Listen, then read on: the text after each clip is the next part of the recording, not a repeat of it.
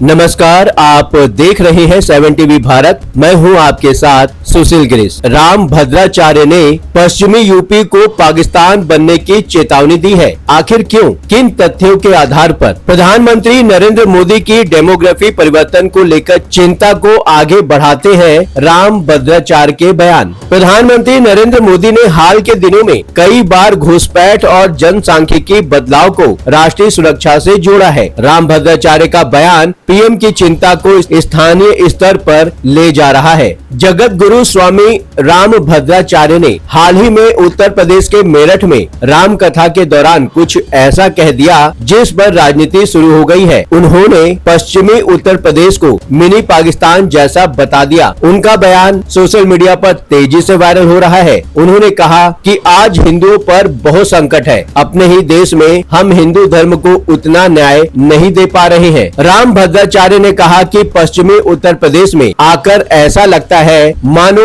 यह मिनी पाकिस्तान है। संभावना है कि उनका यह बयान वेस्ट यूपी में तेजी से बढ़ती हुई मुस्लिम आबादी, हिंदू पलायन और कथित धार्मिक असंतुलन के चलते आया हो, पर इससे भी इनकार नहीं किया जा सकता कि यह प्रधानमंत्री नरेंद्र मोदी की लाल किले के प्राचीर से इस साल बोले गए भाषण का स्वाभाविक विस्तार है। प्रधानमंत्री नरेंद्र मोदी ने देश की बदलती डेमोग्राफी पर चिंता जाहिर की थी। पीएम मोदी ने साफ साफ शब्दों में कहा, मैं आज एक चिंता और चुनौती के संबंध में आगाह करना चाहता हूँ। सोची समझी साजिश के तहत देश की डेमोग्राफी को बदला जा रहा है। एक नए संकट के बीज बोए जा रहे हैं। ये घुसपैठिए मेरे देश के नौजवानों की रोजी रोटी छीन रहे हैं। ये घुसपैठिए मेरे देश की बहन बेटियों को निशाना बना रहे हैं। यह बर्दाश्त नहीं होगा। प्रधानमंत्री का यह बयान वैसे तो बांग्लादेश और म्यांमार की सीमा पर हो रहे अवैध घुसपैठ को लेकर था, पर उत्तर प्रदेश की राजनीतिक हालात से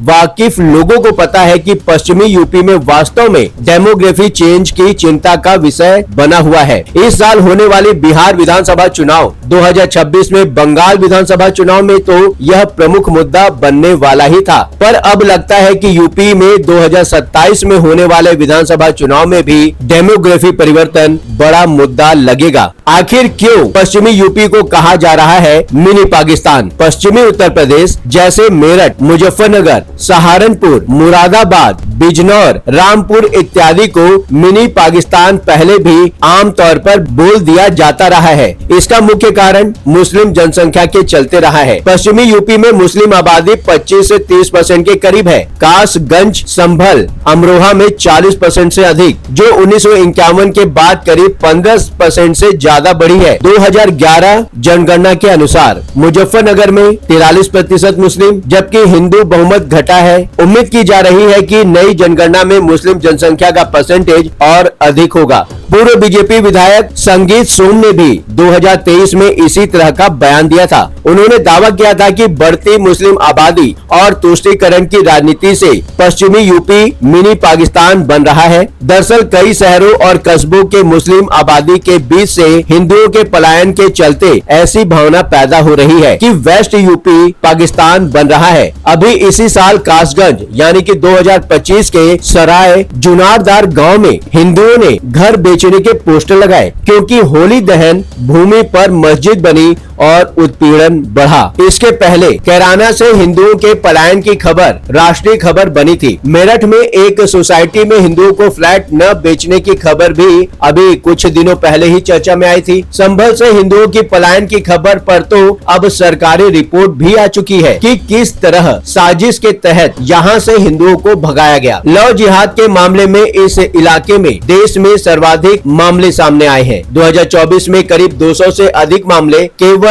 पश्चिम यूपी से आए हैं, लेकिन सजा दर 20% से भी कम रही। राम भद्राचार्य का बयान मोदी की डेमोग्राफी चेंज चिंता को विस्तार देने की कवायद हो सकती है। यह बयान प्रधानमंत्री नरेंद्र मोदी की हालिया चेतावनी से मेल खाता है, जिसमें उन्होंने घुसपैठ और जनसांख्यिकी बदलाव को राष्ट्रीय सुरक्षा से जोड़ा। क्या यह बयान मोदी की डेमोग्राफी चिंता को स्थानीय स्तर पर विस्तार देने की रणनीति है? 15 अगस्त को पीएम ने हाई पावर्ड डेमोग्राफी मिशन की घोषणा की, जो घुसपैठियों को रोकने और आबादी संतुलन बनाने बनाए रखने पर केंद्रित है। 22 अगस्त को उन्होंने बिहार में दोहराया कि घुसपैठिए डेमोग्राफी बदल रही है, एनडीए सरकार इसे रोकेगी। 15 सितंबर को असम में पीएम ने कहा कि सीमावर्ती क्षेत्रों में डेमोग्राफी बदलने की साजिश हो रही है, घुसपैठियों को आश्रय देने वालों को कीमत चुकानी पड़ेगी। इसके पहले पिछले साल अक्टूबर में पीएम ने झारखंड में भी चिंता जताई थी कि अवैध प्रवासियों द्वारा जनजातीय भूमि पर कब्जे और डेमोग्राफी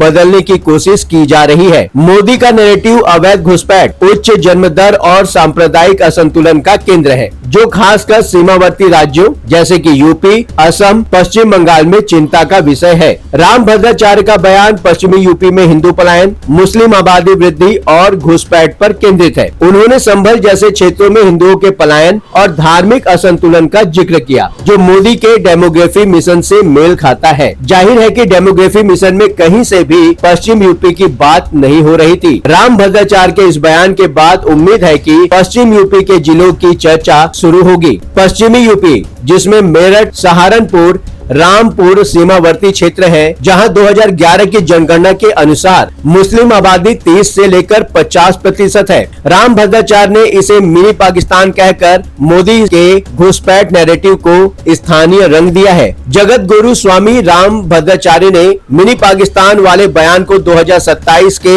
उत्तर प्रदेश विधानसभा चुनाव के संदर्भ में एक रणनीतिक कदम के रूप में देखा जा रहा है। क्या यह वास्तव में भारतीय जनता पार्टी, बीजेपी और योगी आदित्यनाथ के लिए चुनावी जमीन तैयार करने की रणनीति है? राम भद्राचार्य का बयान पश्चिमी यूपी के संवेदनशील डेमोग्राफिक मुद्दे को उठाता है, जो बीजेपी के लिए हमेशा से महत्वपूर्ण रहा है। पश्चिमी यूपी, मेरठ, सहारनपुर, मुजफ्फरनगर, रामपुर इत्यादि में 2011 की जनगणना के अनुसार मुस्लिम आबादी 30 से लेकर 50% है और हिंदू पलायन व घुसपैठ की शिकायतें लंबे समय से वहां पर है। 2013 के मुजफ्फर दंगों के बाद इस क्षेत्र में सांप्रदायिक ध्रुवीकरण बीजेपी के लिए 2014, 2017 और 2019 के चुनाव में फायदेमंद रहा। जाहिर है कि राम भद्राचार्य का बयान हिंदू वोटरों को एकजुट करने और डेमोग्राफी को चुनावी मुद्दा बनाने की दिशा में एक कदम प्रतीत होता है। बीजेपी ने उत्तर प्रदेश में हिंदुत्व को अपनी मुख्य रणनीति बनाया है। योगी आदित्यनाथ की सरकार ने anti conversion law, bulldozer action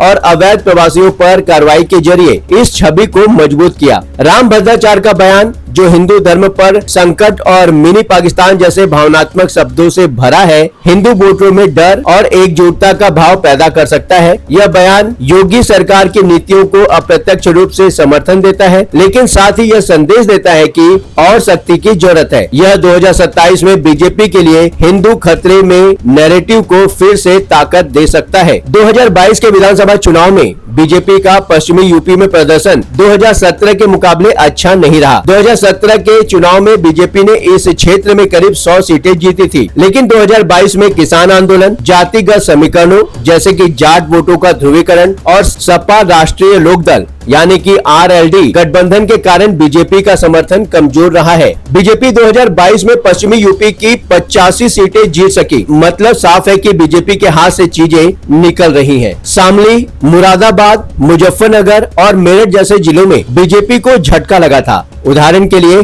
Shamli जिले की तीनों सीटें सपा गठबंधन ने जीती। मेरठ और मुजफ्फरनगर में जाट वोट सपा आरएलडी की ओर गए। हालांकि आगरा, मथुरा, गाजियाबाद, गौतम बुद्ध नगर, बुलंदशहर, हापुड़ और अलीगंज जैसे जिलों में बीजेपी ने करीब करीब सभी सीटें जीतकर अपनी इज्जत बचा ली थी। जगत गुरु स्वामी राम भद्राचार्य के बयान को कुछ लोग उत्तर प्रदेश के मुख्यमंत्री योगी आदित्यनाथ की प्रशासनिक नीतियों की आलोचना के रूप में देख रहे हैं। कम से कम विपक्ष जरूर इस बात पर तंज कस रहा है। राम भद्राचार्य ने कहा था कि पश्चिमी उत्तर प्रदेश में आकर ऐसा लगता है मानो यह मिनी पाकिस्तान है। यह बयान शंकराचार्य अभिमुक्तेश्वरानंद सरस्वती के एक कथन का जवाब था, जिन्होंने कहा था योगी के राज में पश्चिमी यूपी पाकिस्तान बन रहा है। राम भद्राचार्य ने इस पर सहमति जताते हुए कहा कि यह सत्य है और योगी सरकार को इस दिशा में और सख्त कदम उठाना चाहिए। सीधे तौर पर यह बयान योगी आदित्यनाथ के शासन में